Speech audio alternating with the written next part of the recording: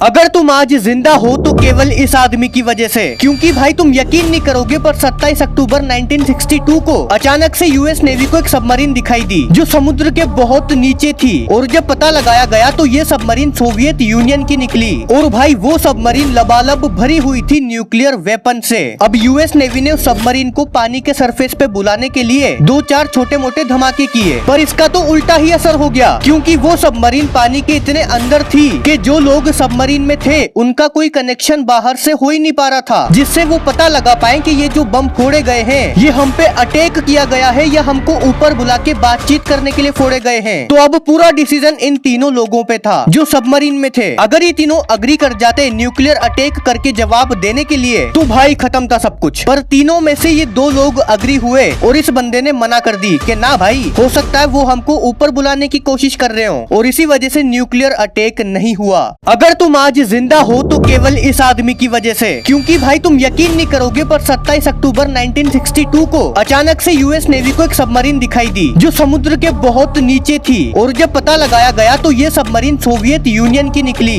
और भाई वो सबमरीन लबालब भरी हुई थी न्यूक्लियर वेपन से। अब यूएस नेवी ने उस सबमरीन को पानी के सरफेस पे बुलाने के लिए 2-4 छोटे मोटे धमाके किए, पर इसका तो उल्टा ही असर हो गया, क्योंकि वो सबमरीन पानी के इतने अंदर थी कि जो लोग सबमरीन में थे उनका कोई कनेक्शन बाहर से हो ही नहीं पा रहा था, जिससे वो पता लगा पाए कि ये जो बम फोड़े गए हैं ये हम पे अटैक किया गया है या हमको ऊपर बुला के बातचीत करने के लिए फोड़े गए हैं। तो अब पूरा डिसीजन इन तीनों लोगों पे था जो सबमरीन में थे। अगर ये तीनों अग्री कर जाते न्यूक्लियर अटैक करके जवाब देने के लिए तो भाई खत्म था सब कुछ, पर तीनों में से ये 2 लोग अग्री हुए और इस बंदे ने मना कर दी कि ना भाई, हो सकता है वो हमको ऊपर बुलाने की कोशिश कर रहे हो, और इसी वजह से न्यूक्लियर अटैक नहीं हुआ।